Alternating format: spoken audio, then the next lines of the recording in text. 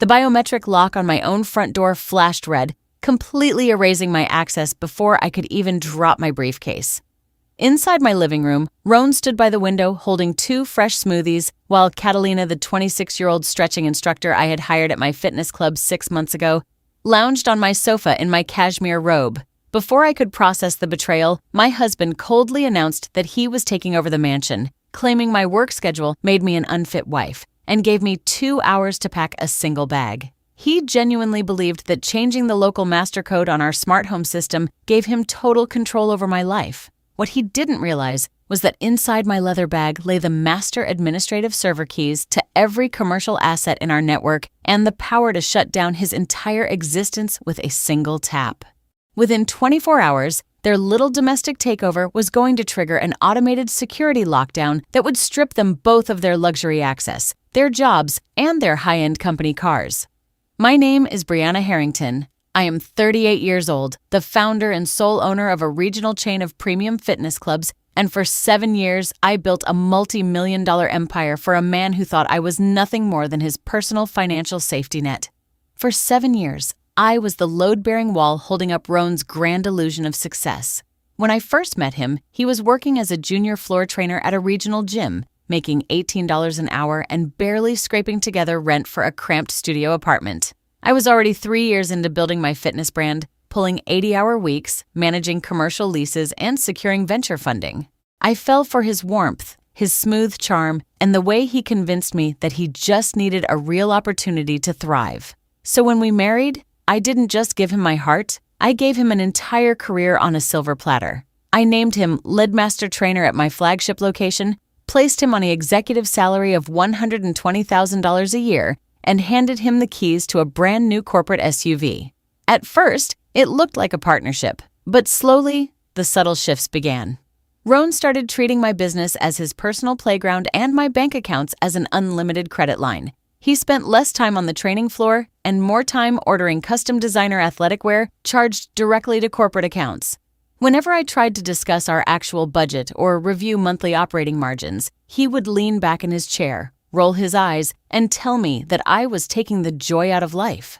He mastered the art of passive aggression, constantly reminding me in front of our staff that while I owned the company on paper, he was the actual face and soul of the brand that kept clients coming back. The tipping point began 6 months ago when Catalina walked into my administrative office applying for a position as a flexibility and stretching specialist. She was polished, articulate, and carried a portfolio that seemed tailored specifically for our high-end clientele. I saw potential in her and hired her on the spot, even creating a dedicated luxury stretching studio inside our central branch.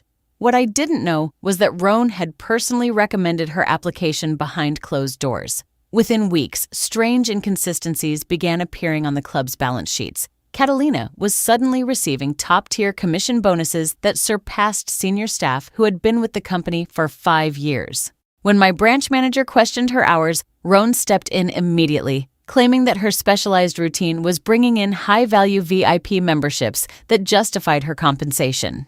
Meanwhile, at home, the disrespect turned into routine coldness. Roan began hosting elaborate weekend gatherings at our 5-acre estate, inviting fitness influencers and high-spending clients under the guise of brand networking. I would return from late-night financial meetings in other cities to find my private residence turned into a noisy resort. Catalina was always there, dressed in expensive leisure wear, pouring drinks and managing the house as if she were the hostess. When I pulled Roan aside in the kitchen one evening to express my frustration over strangers wandering through our private quarters, he scoffed at me in front of 3 guests. He told me that my rigid, controlling nature was suffocating the household energy and that Catalina was simply helping create a welcoming environment because I was too obsessed with spreadsheets to care about hospitality.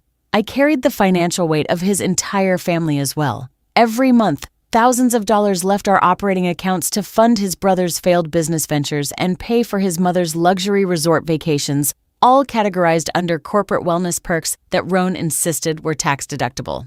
Every time I pointed out the absurdity of spending nearly $10,000 a month on his relatives while our maintenance funds for club equipment were running tight, he accused me of being greedy and unsupportive of his family values. I stayed quiet, absorbed the emotional fatigue, and kept signing the checks because I believed that preserving peace in my marriage was worth the financial sacrifice. The final straw happened during our flagship club's annual anniversary gala 3 weeks ago. I had organized the event entirely on my own, securing major corporate sponsors and organizing a charity drive for local youth sports programs. As the founder, I stepped up to the podium to deliver the opening address. But before I could speak into the microphone, Roan casually walked up, grabbed the receiver from my hand, and took credit for the entire expansion of the company over the last 5 years. He introduced Catalina to our board of investors as the key mind behind our newest program, while casually referring to me as the back office manager who handled the paperwork. When I confronted him in the VIP lounge afterward, he leaned in close and whispered that nobody came to our clubs to see an accountant. They came for the image he created, and I should be grateful he allowed me to run the operational side. The morning after the gala, the public humiliation still burned in my chest, but the fog of blind loyalty finally cleared. I woke up at 4 a.m, long before Roan stirred in the master bedroom, walked quietly down to my home office, and locked the double door behind me. I pulled out my secure administrative laptop, plugged in the encrypted master drive containing 6 years of raw bank statements, and opened a blank spreadsheet. For years, I had trusted Roan's word when he handed me stack after stack of receipts categorized under promotional events and high-profile client retention. I had been too exhausted, too eager to avoid another argument, to look beneath the surface. But that morning, I stopped taking his word for anything. I started with the corporate credit cards issued under his name for regional business development. Line by line, I cross-referenced every transaction with our central scheduling database and club check-in logs. The discrepancies didn't just appear. They screamed from the screen. Over the past 8 months alone, Roan had processed over $64,000 in charges marked as luxury equipment procurement and vendor consultations. But when I traced the merchant identification codes, none of those payments went to commercial fitness suppliers or interior design firms. Instead, $12,000 had gone directly toward the lease of a high-end luxury apartment downtown, registered under a shell holding company. Another $18,000 had been spent at boutique jewelry stores, 5-star beach resorts, and private wellness spas across the coast. Every single weekend, Roan had claimed he was attending out-of-state fitness expos or scouting new locations for our expansion. The card had been tapped at 5-star hotels with charges for couples massages, private champagne dinners, and room service for 2. Then, I dug into the payroll system for the stretching department. What I found made my blood run cold. Catalina had not only been receiving an inflated base salary, but Roan had personally authorized a recurring monthly bonus of $5,000 labeled as exclusive method consulting. When I pulled the digital time cards and keycard access logs for the flagship club, Catalina hadn't logged a single instructional hour in over 3 weeks. She was being paid nearly $9,000 a month out of my company budget to simply exist as Roan's hidden luxury companion, all while my actual dedicated instructors were working overtime without extra compensation. My hands were shaking as I opened the master property registry for our corporate assets. That was when I discovered the most dangerous move Roan had attempted to make behind my back. 3 weeks prior, a formal application had been submitted to our primary lending bank attempting to refinance the commercial mortgage on our flagship location and piggyback a secondary line of credit using our 5-acre residential estate as collateral. Roan had filled out the paperwork himself, listing himself as the managing partner with executive signing authority. He had even uploaded a digital document containing a scanned copy of my personal signature, attempting to bypass my final authorization. The bank had flagged the application pending manual verification, which meant Roan was waiting for the right moment to push it through or trick me into signing a physical release form under the pretense of routine corporate paperwork. He wasn't just taking my money to fund his affair with Catalina, he was preparing to leverage my entire real estate portfolio to secure a massive cash payout that would leave me drowning in millions of dollars of unpayable debt while he walked away clean. I sat in the dim light of my office as the sun began to rise over the trees outside, watching the numbers settle into 12 precise rows on my screen. The grand total of unauthorized spendings, fraudulent expense reports, and diverted corporate funds came out to $241,000. He had mistaken my silence for stupidity and my patience for weakness. He believed that because I loved him, I would never look at the ledger. I didn't scream, I didn't cry, and I didn't march upstairs to wake him up. Instead, I carefully exported every single bank statement, forged application form, and suspicious receipt into an encrypted file. I printed a single physical copy of the master summary sheet, folded it neatly, and placed it inside my leather briefcase. Then, I reached for my phone and sent a quiet text message to Talon Vance, the lead network architect who had designed our company's entire digital infrastructure and high-security biometric systems. The audit was complete, the facts were undisputed, and the clock was officially ticking. When I left the home office that morning, I maintained absolute quiet. I drove straight to our flagship club to meet Talon in secret before the regular staff arrived. We spent 2 hours reviewing our entire digital architecture, confirming that every server, every biometric scanner, and every credit terminal remained legally tied to my personal corporate tax ID. While Talon quietly prepared the background code to revoke unauthorized access, Roan was already launching his own offensive. By noon, the psychological games began. I started receiving frantic phone calls from 2 of our branch managers, informing me that Roan had sent out a broadcast email to our senior staff. In the message, he claimed that I was suffering from severe burnout and emotional instability due to overwork, and that all future operational decisions and financial approvals should be routed directly through him and Catalina to protect the company. He was trying to build a narrative that I was losing my mind, setting up a public justification to strip me of my executive power. When I returned home late that afternoon, expecting to confront him privately, I found that Roan had intentionally invited his mother and brother over for dinner. Catalina was in our open-concept kitchen, comfortably ordering caterers around while using my silver tableware. The moment I walked through the door, Roan didn't apologize or offer an explanation. Instead, he stepped in front of his family, crossed his arms, and declared that we needed to have an open intervention. He looked me in the eye with a terrifyingly calm expression and told me that my cold, clinical obsession with work had ruined our marriage. He said that Catalina was moving into the guest suite permanently to help manage brand image and assist with household duties because I had failed as a supportive partner. When I told him calmly that Catalina was an employee who had no right to be in my personal residence, his mother chimed in, accusing me of being heartless, ungrateful, and paranoid. She claimed that Roan was the only reason our fitness network had any prestige and that I should be thanking Catalina for helping lighten my burden. Roan then pulled out a sleek blue folder and set it on the dining table. Inside was a pre-drafted legal agreement for a voluntary operational restructuring. It proposed transferring 50% of my voting shares in the fitness chain to Roan, along with granting him full legal authority over our residential property. He leaned across the table and told me that if I signed the paper quietly, we could avoid a public scandal. But if I refused, he threatened to pull every master trainer from our top 3 locations, sabotage our client base, and post edited video recordings online, claiming I created a hostile work environment.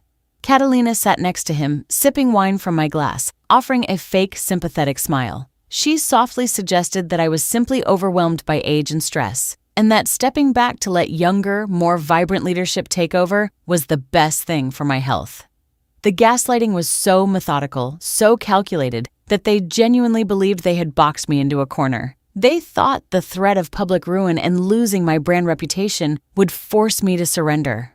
I didn't argue. I didn't raise my voice or plead with his mother. I looked at the 3 of them sitting in my dining room, acting as if they had already won the war. I picked up my briefcase, turned around, and left the house without signing a single sheet of paper.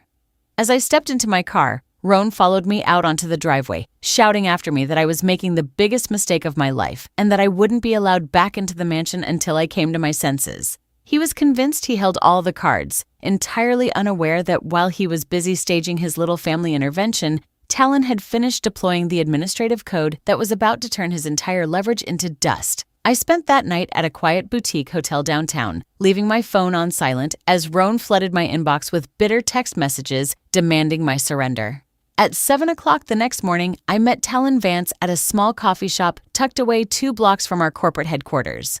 Talon was 29, quiet, exceptionally brilliant, and possessed an unwavering sense of integrity. I had hired him 4 years ago, straight out of cybersecurity engineering school, to build our entire corporate network from scratch, including our cloud storage, biometric keycard systems, and automated financial access protocols. When I sat down across from him, Talon didn't just bring a laptop. He brought a black hard drive containing the complete digital footprint of Roan's activities over the last year. He slid a stack of printed audit logs across the small wooden table. What he revealed went far beyond routine financial fraud. 2 months prior, Roan had attempted to breach my encrypted master administration account directly from the home server in our estate. He had brought in an outside unauthorized software consultant to try to clone my biometric access credentials and force a digital signature override on our commercial property lease contracts.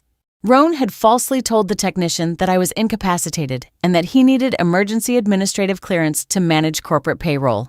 Talon showed me the system warnings that had automatically flagged the attempt. Because Talon had personally coded our security protocols, those alerts routed directly to his private server instead of the main corporate board. Rather than deleting the logs, Talon had silently archived every single IP address, timestamp, and keystroke. He had tracked Roan installing unauthorized remote access software onto the central office network and transferring confidential client databases onto a private cloud server shared with Catalina. Talon looked me dead in the eye and told me that he had refused a $10,000 cash bribe from Roan the previous afternoon. Roan had tried to convince Talon to permanently delete my master biometric profile from both the residential estate and all 6 fitness club locations before the end of the week. Roan wanted to lock me out of my own physical servers so I couldn't revoke his credit cards or pull the security footage. Talon had pretended to agree, taken the cash as physical evidence, and immediately spent the rest of the night sealing every security backdoor Roan had tried to exploit. He handed me a sleek black USB drive. On it was a master override program that Talon had built specifically for this scenario. With a single execute command, it would instantly isolate Roan and Catalina's user IDs across our entire enterprise network, wipe their biometric data from every door scanner in the region, and flag their corporate bank accounts for immediate security quarantine due to fraudulent access attempts. Talon told me that as the sole legal owner of the corporation and the primary named holder of the network infrastructure, I held absolute authority to trigger the override at any moment. Seeing the unwavering loyalty of a tech engineer I had treated with respect for years gave me a surge of clarity that erased every remnant of self-doubt. Roan had relied on arrogance, greed, and brute manipulation. I had truth, absolute legal ownership, and an unshakable digital defense created by an ally he couldn't buy. I took the drive, shook Talon's hand, and prepared to execute the final lockout. If your spouse tried to lock you out of your own company and home using your hard-earned money, would you silently cut off their finances or confront them in front of everyone? By 11 o'clock that morning, exactly 24 hours after Roan had tried to lock me out, I executed Talon's override command from my laptop in the hotel lobby. Within seconds, a series of automated notifications confirmed that the digital trap had sprung. Roan and Catalina's corporate credit cards were instantly declined across all banking terminals. Their access credentials for every server, payroll database, and storage locker in our 6 fitness locations were permanently wiped. I then instructed our head of human resources to send formal termination notices to both Roan and Catalina via certified email, citing gross breach of corporate ethics, unauthorized personal use of company funds, and attempted unauthorized access to proprietary administrative infrastructure. Their employment contracts were officially dissolved under the strict morality clauses I had written years ago. Because their luxury company SUVs were leased under the corporate entity, I dispatched a professional asset recovery team with master keys to repossess both vehicles directly from their respective driveways. At precisely 1 p.m, I pulled up to the gates of my residential estate. Standing outside the perimeter wall were 2 commercial locksmith trucks and a team of armed private security officers I had retained for the takeover. Roan and Catalina were inside, completely oblivious to what was unfolding beyond the front lawn. I walked up to the front entrance and watched as the security technician replaced the biometric reader, installed high-security manual deadbolts, and linked the entire system back to my private cloud server. When the heavy front door swung open, Roan was standing in the foyer on his phone, furiously trying to reach his bank manager to demand why his cards were declining. Behind him, Catalina was looking at her smartphone in total panic, holding a notification that her company car was being towed away down the street. When Roan looked up and saw me standing in the doorway surrounded by 4 uniformed security guards, his face turned pale. He stepped forward, trying to shout that I had no right to bring strangers onto his property. I didn't say a word. I simply stepped aside as my legal team handed him a bound folder containing 3 distinct legal notices. The first was an immediate order of eviction, confirming that the entire estate was owned by my sole commercial trust and that he was legally classified as an unauthorized occupant. The second was a formal demand for full restitution of the $241,000 in stolen corporate funds backed by Talon's audit logs. The third was a zero-settlement divorce filing that automatically froze all shared personal accounts pending a forensic audit. Roan tried to launch into another tirade, screaming that I couldn't treat him like a criminal after 7 years of marriage. But my security team leader stepped between us and calmly gave him and Catalina exactly 15 minutes to gather their clothing in cardboard boxes before they would be escorted off the grounds for trespassing. Catalina immediately dropped her designer bag, scrambled upstairs to pack her belongings, and abandoned Roan without saying a single word to him. When Roan realized that his phone service had been disconnected, his car was gone, and his legal leverage was completely non-existent, his arrogant composure collapsed into desperate pleading. He dropped his head, trying to apologize and begging me to give him another chance to explain. I looked at the man who had spent 7 years treating my life's work as his personal bank account, turned my back on him, and walked back to my car. As the gate locked shut behind them, both Roan and Catalina were left standing on the curb with 2 duffel bags, penniless, jobless, and completely locked out of the empire they had tried to steal. In the weeks that followed, the quiet that settled over my estate was the most peaceful sound I had heard in 7 years. The legal proceedings were surprisingly swift. Faced with the mountain of encrypted forensic evidence, bank audits, and Talon's security logs, Roan's legal counsel advised him to sign a total waiver of claims against my fitness enterprise and estate. In exchange, I agreed not to pursue criminal grand larceny charges on the strict condition that he execute a structured restitution plan to repay the diverted corporate funds over the next 15 years. Without my capital backing his lifestyle, Roan's illusion of success disintegrated instantly. Forced to pay his own bills for the first time in nearly a decade, he was forced to rent a tiny studio apartment on the outskirts of the city and take a night shift floor trainer job at a budget gym, working for minimum wage plus basic commissions. Catalina left the state 3 days after the eviction when she realized that Roan had no assets of his own to offer her. Her reputation in the local fitness industry was severely damaged, and no high-end club in the region would risk hiring a stretch instructor with an active corporate ethics violation on her record. My fitness network did not just survive the fallout, it thrived. With the toxic financial drain removed, operating profit margins jumped by 30% within the very first quarter. I promoted Talon Vance to Chief Technology and Security Officer, giving him the proper budget and executive trust he had earned through his absolute integrity. I used the money that used to fund Roan's endless vanity projects to launch a scholarship initiative for underprivileged young athletes, building an actual legacy rooted in community impact rather than empty status symbols. Standing on my back terrace on a quiet Sunday morning, sipping black coffee and listening to the wind through the trees, I finally understood the true cost of my past choices. For years, I had believed that love required endless patience, self-sacrifice, and carrying the burden of an adult who refused to stand on his own feet. I had allowed myself to become a load-bearing wall for a man who only saw me as a personal financial safety net.